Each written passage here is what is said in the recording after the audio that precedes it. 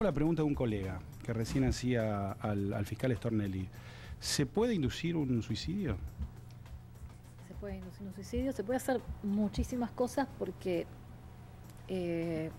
a ver, el tema del suicidio inducido es difícil de probar, pero siempre existen formas porque toda persona tiene su vulnerabilidad. Eso como factible es, por eso también se hace la autopsia psicológica para ver si el sujeto tiene una personalidad que sea compatible con una personalidad suicida. O sea, el caso normal, hago la extrapolación simple si bien no soy psicóloga. Los peritos, yo soy perito, hay peritos abogados, estamos acostumbrados al estrés y a la presión que implica el trabajo. Estamos acostumbrados porque cuando vas a juicio oral sos atacado, y llega un momento en tu vida, más una persona con tanta trayectoria y con los casos de esta envergadura, que no ha tenido casos de baja envergadura, no creo que eso le genere tanto estrés. La causa se va a dirimir justamente solo por las pericias, no hay testigos. ¿Cuál cree que hasta el momento, cree que hay alguna duda en todo esto? ¿Qué dudas cree que puede haber en las pericias que se hizo? A ver, la ¿Se pericia, puede acercar un poquitito más? A ver. La pericia de arresto de floración que informa el resultado negativo no es un único elemento. Podemos buscar restos de ADN, de contacto, porque bueno, hay mucha fricción para sujetar el arma. ¿No? Sí, todas las partes rugosas que no permitan recuperar huellas digitales debido a la rugosidad que genera para evitar que se te resbale el arma, ¿sí? Suelen tener uno, cuando hace el agarre del arma, uno aprieta mucho el arma y hay muchos lugares donde la mano queda en contacto fuerte, aparte porque para evitar el retroceso del arma uno hace una fuerte presión, ¿sí? Entonces, estamos hablando de un calibre 22. Sí, hoy disparé un 22, perfecto. Así que se lo puedo decir espontáneamente. Sí, sí. Bueno, y resto de floración, en mi experiencia, hoy mismo hicimos una prueba básica con un cartón blanco y vimos resto de floración a simple vista. ¿Y entonces? Y los peritos oficiales informan que es un arma que no deja resto de floración, así que yo no tengo un microscopio de barrido electrónico en mi casa para hacer la prueba porque sale $800.000. Por eso hay que pedirles a los peritos oficiales que informen su causística, a ver en base a qué informan esto, porque el término usualmente no es un término científico, sino que hablaría más de una experiencia personal. Y posiblemente también, obviamente, hay muchas variables que involucran cuando uno dispara. Pero el grado de precisión es bastante exacto, entonces, del resultado que da esto. El resultado, a ver, la exactitud es muy diferente a la capacidad de detección. La exactitud se refiere a si la técnica es exacta. Las pericias de arresto de floración sufrieron una evolución con el tiempo. Las primeras técnicas, que era el hermotés, el famoso guantelete de parafina que le hacían, que daba color azul, daba positivo con oxidantes. Los oxidantes están en toda la naturaleza, uno come jamón crudo y está expuesto a nitritos de oxidantes.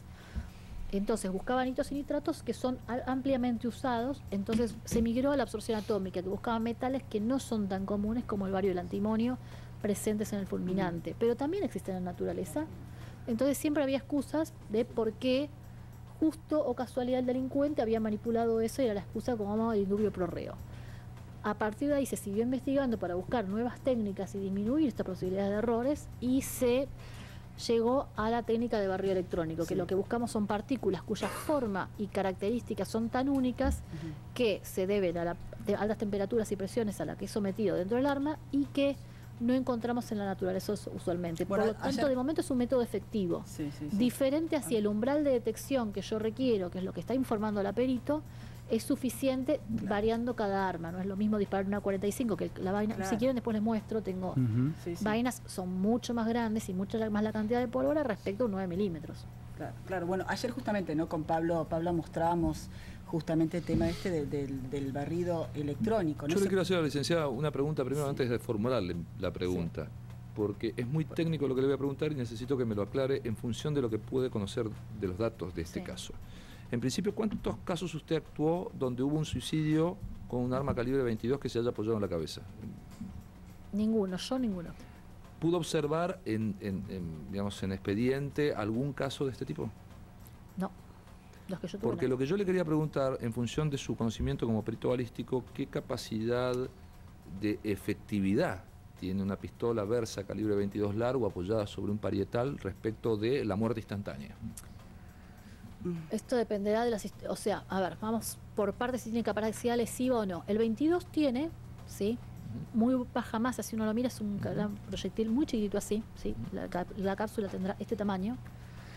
Y esto genera que tenga una energía cinética cuando sale, como tiene poca cosa, tiene una energía cinética y una masa. La energía tiene que función, por la función masa es igual a energía por velocidad al cuadrado, energía cinética, lo vimos en la secundaria. Esa energía, la energía no se transforma, no se pierde, se transforma, la transmite al cuerpo cuando golpea. Obviamente va a tener mucha más energía un proyectil de más tamaño que un proyectil de menos tamaño, y un proyectil que tiene más carga de polvo y que por lo tanto impulsa más. ¿Sí? Cuando golpea contra el hueso tiene una dureza que hay que superar, ¿sí? Porque si no quedaría deformado ahí, incrustado. Para lograr esto, o se desviaría. Para lograr esto tiene que impactar justamente las partes. En la sien tenemos una depresión, una parte donde se unen los huesos, o sea, donde justamente el espesor disminuye y por ahí podría ingresar. O sea, en teoría, pero es difícil también conseguir que una persona, si yo quiero matar a alguien, que una persona no corra la cabeza. ¿Específicamente usted cree que el fiscal Nisman tuvo una sobrevida? Yo eso no lo puedo determinar. Yo lo que haría sería, hay estudios, les doy un ejemplo, Pero, discúlpame, pero puede existir en el caso de la utilización de esa arma que quede una persona con sobrevida más allá del fiscal Nisman. Sí. Puede estar en coma y puede con sobrevida. suceder, que la muerte no sea instantánea. Puede suceder, puede ser que el proyectil, como tiene tan poca masa, es muy común que circunvile, que se golpea en un ángulo, porque uno cuando dispara también tiene un retroceso, y pasa, pero no ¿Y qué capacidad de reacción posterior puede tener una persona a eso en cuanto a las acciones? ¿Es un desvanecimiento progresivo? Es ¿Puede que dar varía 2 pasos, mucho. 3 pasos? Yo les puedo decir, ahora recuerdo, hice una opinión para un libro de un amigo, y uno de los casos era un hombre que a la novia le dispara 8 disparos en la cabeza con una 22, y la mujer no murió. 8 disparos en la cabeza y no murió. Sí. Porque tiene tan poca masa y le disparó a distancia y no la mató. Claro. Sí, el caso de Poliamentano, por ejemplo, que estuvo 3 días, estuvo días internado. Poliamentano también, cuando fue atacado con una pistola Gabriel 22, tuvo una sobrevida. Por eso yo le preguntaba, en función de los datos que se recogen periodísticamente, porque hablan de que las personas que llegaron al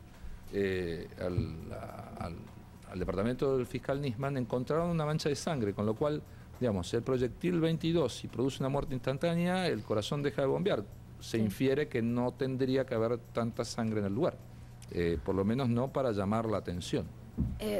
Eso igual depende, porque también hay una cuestión gravitatoria, ¿sí? Piense que la cavidad cerebral tiene mucha irrigación sanguínea, ¿sí? De hecho es nuestro órgano más importante con mucha irrigación sanguínea, entonces también depende de posiciones, hay bastantes variables a considerar. No sé tampoco qué características tiene la sangre. Sí informan, una de las cosas que decían es que había sangre que se iba a analizar, no sé, por lo tanto habría que ver cuándo hay y si llegó incluso a realizar un barrido en la mano, que ahí también tenemos que ver la condición, la cantidad de tiempo que fluyó, hay muchísimas variables a considerar. O sea, no en este caso porque no se conocen, porque la instrucción está muy cerrada, pero vamos, usted ha tenido conocimiento de episodios donde alguien se quiso suicidar o intentaron asesinar a alguien con un calibre 22 y salvó porque rotó, porque recorrió el proyectil subcutáneamente el cráneo, así, más o menos. Es conocido el 22 justamente porque circunvila, porque golpea, por ejemplo, contra una costilla y puede llegar a realizar un canal, pero sin ingresar en órganos. Pueden volver a repetirse, ¿no? Todas las pericias.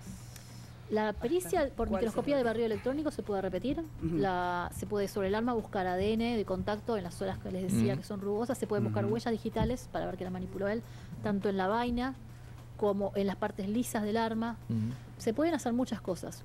Se puede probar si tiene manchas de sangre el proyectil, producto de la salida de los gases cuando ingresan en bóveda craneal. Se puede hacer ADN para comprobar si esas microgotas de sangre en el interior y en el exterior del arma correspondan con el patrón de... A ver, está establecido que el patrón proyectil, vaina, arma ya está, es lineal, es compatible los 3 elementos, proyectil, vaina y arma. Sí, en base a la pericia. Falta, digamos, la pericia respecto del fiscal Nisman es solo haber extraído el proyectil de su propia cavidad craneana. Y el halo de Fish y algunas otras heridas de contacto pueden aparecer, ¿no? Eso habría que ver, seguramente mandaron a hacer un estudio autopatológico para tener mayor certeza y pueden pedir la repetición. Licenciada Olga Fernández Chávez, muchísimas gracias como siempre.